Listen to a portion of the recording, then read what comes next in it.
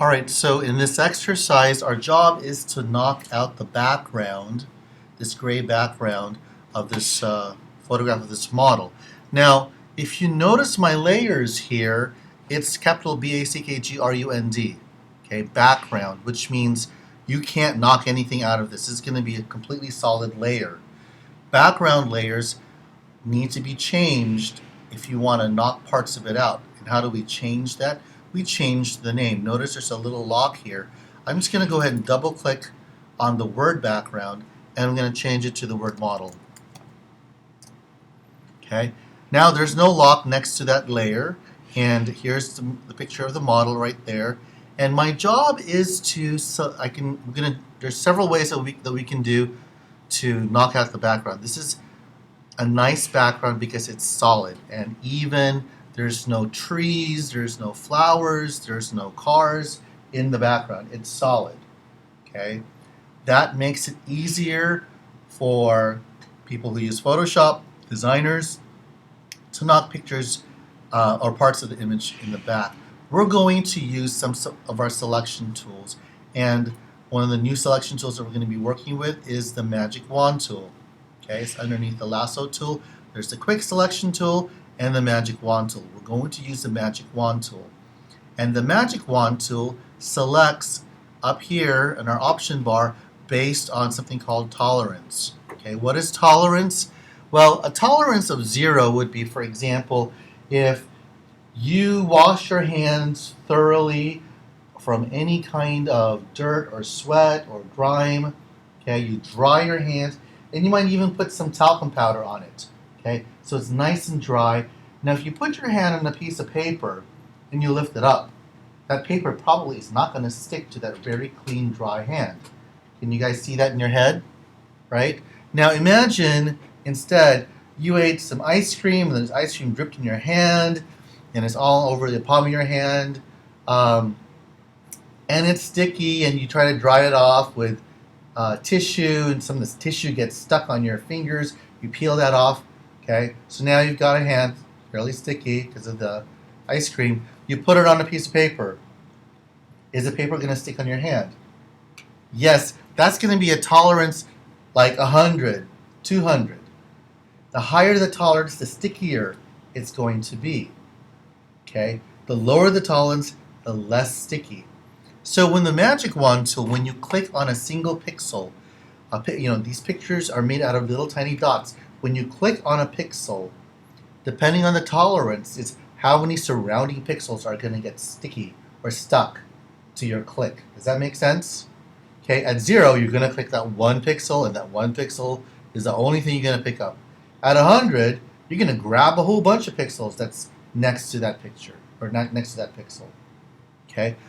The default for Photoshop is 32. It's a good place to start, and I'm going to click on the gray background.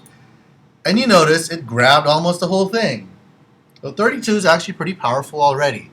Am I missing any areas that you see? Well, right by his left pocket, I see some areas that have not been selected. I'm going to hold the Shift key. What does the Shift key do when we work with selections? If you remember from our first week, the Shift key adds to the selection. So I'm going to add that sticky part, or that part that's not stuck. The area between his legs right here is part of the background. I'm going to add that too. Click. And if you see on his arm, on his left arm here, there are also parts of the background. I'm going to pick that up later on. I'm going to use a different technique. But I could add those too if I wanted to. Okay, so do I have a pretty good selection of the background here? I think I do. I want to add, well, here's one thing we should never do. Don't press delete. Did the delete knock the background out? Yes, it knocked it out. It destroyed it. But what if it picked up part of the picture, part of the clothing, part of the face? It's gone forever. So we don't delete parts of the picture. What do? We can hide it. We can hide parts of the picture. That's the best practice. And we do that by using layer masks. So under the layer menu, we have something called layer masks. And we can reveal, hide, reveal selection, hide selection. from transparency. Right now we have a selection. Do I want to show the white gray background, or do I want to hide the gray background? Hide selection or reveal selection? Hide selection. Now in a layer mask, it's just like light, L-I-G-H-T. In pitch darkness, where you can't see anything, it's black, right? Pitch darkness is black. So think about hiding stuff using the color black. Pure light is white. You can see everything. So white reveals, black conceals. Or white reveals, black hides. You can remember that, then that's a good way of remembering the role of black and white. But just remember that the darker the area, the less you can see. The lighter the area, the more you can see. Well, what's gray in a layer mask? Gray is semi-transparency. I can see a little bit, but parts are also hidden. The darker the gray is, the more it's hidden. The lighter the gray, the more solid it becomes. Okay, does that make sense? Let me go ahead and do hide selection. Boom. The background is knocked out. Okay. Now these checkerboards sometimes get in the way. So a lot of times I'm going to create a white background underneath it so that I don't get kind of dizzy with all these checkerboards. So I'm going to start all over again. I'm going to undo everything I've done. I'm going to just go ahead and create a blank layer. And I might even name it. I'll call this just white or background. Doesn't matter. Let me get rid of my selection. And I'm just going to edit fill this with white. 100% white. There we go. And I'll move it underneath the model layer. Alright, so that kind of becomes my background for now. So if I knock anything from the model, I'll just see white. Let's go back to the model. What tool did I use to start selecting the gray background? What is it called? Magic wand, not the quick selection tool, the magic wand. What key do I press once I have my first selection? Click, there's my first selection. What key do I press to start adding to my selection? Shift, right? Shift, I'll add these parts. Take a look at this area now. I got part of the hand. If I selected too much, how can I subtract? Option. Subtract. Okay, I don't want any of that hand there. Let me add some of this background. It's it's not clean. That's okay if it's not clean. If I can't get a perfect selection and I'm missing part of his hand right there, I'm not going to worry about it. How do I add a layer mask now? What menu do I go to? Layer, layer mask, and what do I want to do with that selection? Hide the selection. Boom, there it is. Am I missing part of his hand? Yes, let's zoom into that area. I am missing part of his hand, definitely. I'm going to make sure that my Wacom tablet is plugged in because I need to bring that hand back in and I want to paint it in. So I'm going to go ahead and use my Wacom tablet. This tablet window popped up. That's fine. Let me go back. I don't need to log in right now. But I do need to go to Photoshop. Let me make my preview here, thumbnail, a little bit larger.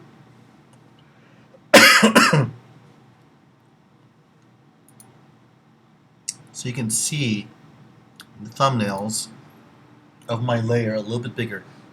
Notice I have an image and I have another thumbnail called layer mask right next to it. You guys see it okay, right? Now if I view the layer mask, I can view this by option clicking on the layer mask. And let me zoom out. White reveals, black hides. And I'm hiding parts of the hand here and parts of this collar here. I can see that. Okay. Now while I'm here, let me talk about painting inside a mask. I'm going to go off here on the side. The edge of the model. Let's go back to the model and let me turn off the mask.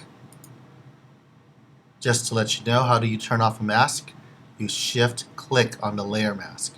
And you get that X. So this is as if the layer mask doesn't exist. It's there, I just turned it off. Take a look at the edge of my model here. Would you call that a very soft, fuzzy edge or a fairly sharp edge? Is it closer to sharp or soft? It's closer to sharp, right? It may not be 100% sharp, but it's pretty darn sharp, yes? That's the rule when it comes to painting in a mask. The edge of your brush should match the edge of your image. Does that make sense? I'm not going to pick a brush that is like soft and fuzzy unless my image is soft and fuzzy. So here I'm going to be painting and kind of experimenting with this. I'm going to pick a brush and paint in the mask. It should be fairly sharp. Let me go ahead and turn off the mask or turn it back on. How do I view the mask? What key do I press to view and click on the mask? Option, click on the mask, right? Make sure you know how to do this. My selection, when I made my magic wand selection and converted it into the mask, my selection is pretty darn sharp and brittle. Okay, I'm going to use my brush tool. I'm going to pick a hard edge brush like this one here, and I don't need to modify this brush right now. It's just going to paint. What does white do? Reveal. Okay, should I have a brush? I'll go the opposite here. Which brush is more appropriate to the edge of the model? The sharp edge or the really super soft edge? The sharper. Maybe not this sharp, or I could make it a tiny bit softer, but as close to the edge quality of the image. And let's view the image. Okay, it should be as soft or as hard edge as this as possible. Okay, so it's not super sharp. And let's view this. Okay, so I kind of wanted to show you the kinds of painted edges that we can. And let me go ahead now, and I really just want to make this all black, but I painted on this open area so we could show that example. And then now we're going to go to the hand. Notice I'm cleaning up my mask. I don't want to leave these little gray or black and white or white spots here. I want everything that needs to be hidden to be pure black. How am I moving my image? I'm pressing the space bar and clicking and dragging. Okay, this is the image that I want to reveal, the part of the image I want to reveal. Let's go ahead. I'm going to go back to the image, and I want to tell you the difference between being in the image and being in the mask. Can you tell if I'm on the image, or can you tell when I'm on the mask? What do you see that indicates where I am on that layer? Did you guys see the little frames around the corners? Okay. Now here's what happens if you're on the image and you're thinking, all right, I need to reveal this part of the hand. I'm going to use my brush tool. I'm going to pick a brush that's a pretty hard edge, and I'm going to paint, oops, not black, sorry, I'll undo, switch. How do I switch back and forth, foreground, background? X. I'm going to paint, whoops, with white. Why am I not seeing more hand? I'm destroying my image. I'm painting white on the picture, not on the mask. So this is an easy way to destroy your picture if you're painting on the wrong part of the layer. Let me undo all of that. Okay. Make sure if you want to reveal parts of the image, you are on the mask. Now, I'm going to go ahead and paint with white. Let me switch to white and let me paint. Am I revealing more of the hand? Yes? Okay. And I might reveal too much of the hand, right? Now that's a little too much. That's okay. I'm just going to go ahead and make my brush a little smaller and paint. So I'm painting now with the Wacom tablet, and I'm painting with black to hide, white to reveal, black to hide. Okay, and I'm just going to go around here and try to go around the hand. And this is where all your painting should come into, or your practicing of painting will come into play. I don't need this. And it's okay if you make your brushes a little smaller to get into the nooks and crannies that you need to. That's great. That's fine. If you actually mess up, is it okay? Did you destroy the picture? You didn't destroy it. You're just hiding or revealing. In this case, I hid. Let me switch back to white to reveal it. So you're not really destroying the picture. You're just revealing and hiding parts of it. Okay? And again, I might take a little bit out and then reveal. There's a little tiny nook and cranny in between these fingers. I'm going to knock that area out, maybe more than I need, and then reveal more of the fingers and jacket as I need to. Okay? Any questions about that? And I'm going to move into these areas. These are the areas that we didn't knock out, right? And if we can't, if this is too close to white where we don't know if we knock it out or not, we can go to the white layer and say, you know what, let's fill this with a color that's unusual that we're not really used to seeing, like this pink. Instead of white, we might fill our background with pink so we know if we knocked it out or not. Does that make sense? So we can change the color of the background, and that's fine.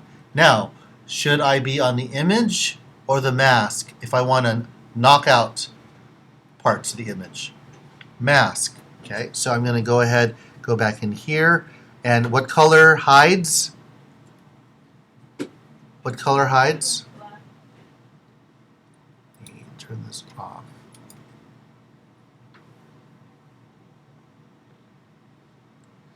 Okay, I accidentally revealed parts here.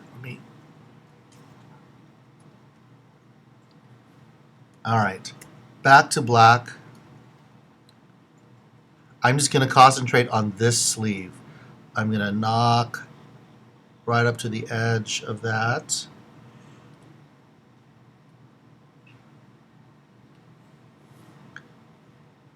And you're going to be switching back and forth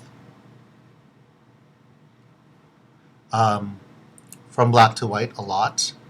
I'm going to hide more of this now. You can kind of see that edge showing up. I think I just need to make my brush a little smaller now. Hide more of this. Okay, just a little tiny bit of this. Switch back to white. Too much. So I actually have one finger just resting above the X key that helps me switch right away to black or white as I'm painting.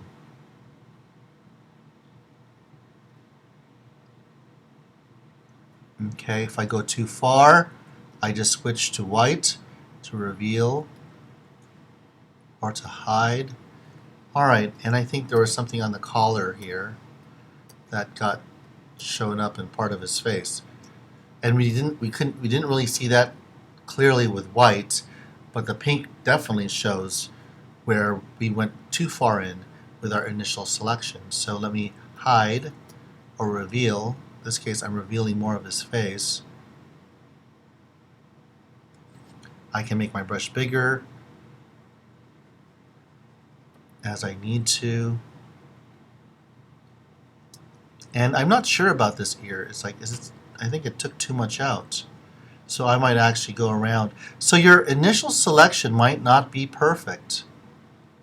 It's a good ballpark, but always want to take a look and clean it up.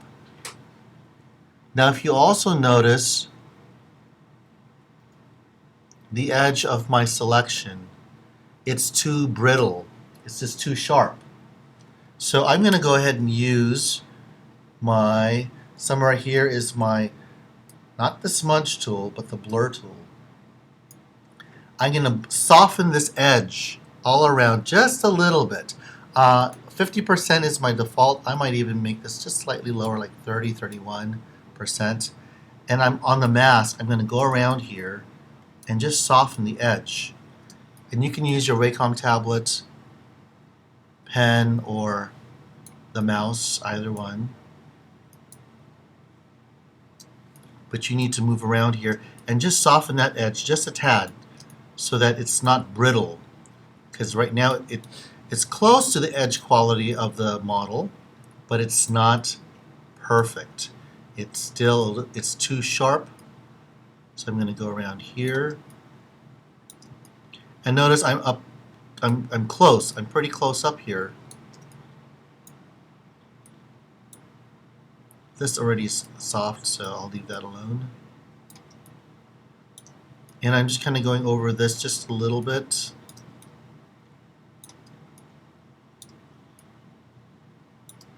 And again, what key am I pressing to move around?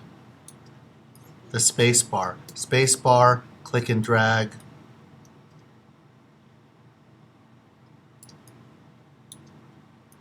And I'm just going to surround this person with an edge that matches the photograph much better. So again, I'll be like a broken record. The edge of your mask, the rule is the edge of your mask needs to match the edge of your image. Later on we're going to be working with some soft fuzzy stuff, and which means when we're painting, our mask needs to be kind of soft and fuzzy too, which means our brushes might be soft and fuzzy. The end result is that it matches the image. Okay, I think I'm good with that. Let me zoom out a little bit. I think we have a pretty good mask here. Okay. The next thing we're going to do is put a different background on our model. Now that we've knocked out our model's gray background, there's all this transparency behind him, we'll put another picture underneath the model. So I'm going to go ahead and open up. I'll open. We're going to locate our staircase picture. I'm going to open that up. Okay. And we can just do a select all or Command A and copy. Command C. Let's go back to our model and paste. So there is our staircase picture. It's a lot larger than the model picture. Let me go ahead and label this layer and call this staircase. Okay, and let's move it underneath the model. Okay, that staircase is a little too big. I'm going to transform. Edit, transform. We're going to adjust the scale, the size of that picture. I need to zoom out. Okay, Command minus, minus, minus. There we go. I can see the edges of that photograph. And how do I keep the image in proportion if I grab a corner to scale it? Hold the Shift key down. Okay, so it doesn't get squished or squashed. I'll scale it, almost close to the edge. And I'll just move it. I'll just move it closer so I can see a little bit more of the staircase. That's much better. I like that. Press the Enter key or the check box here in the option bar. And we'll zoom in. Let's take a look. Yeah, I can see through the sleeves here, that's fine. I don't see any weird gray edges surrounding the model. I think we did an okay job with masking this image from its background and inserting a brand new background to this. I'm going to go ahead and save this image. Okay, so we're going to save it our normal way, and this is going to be our layered exercise.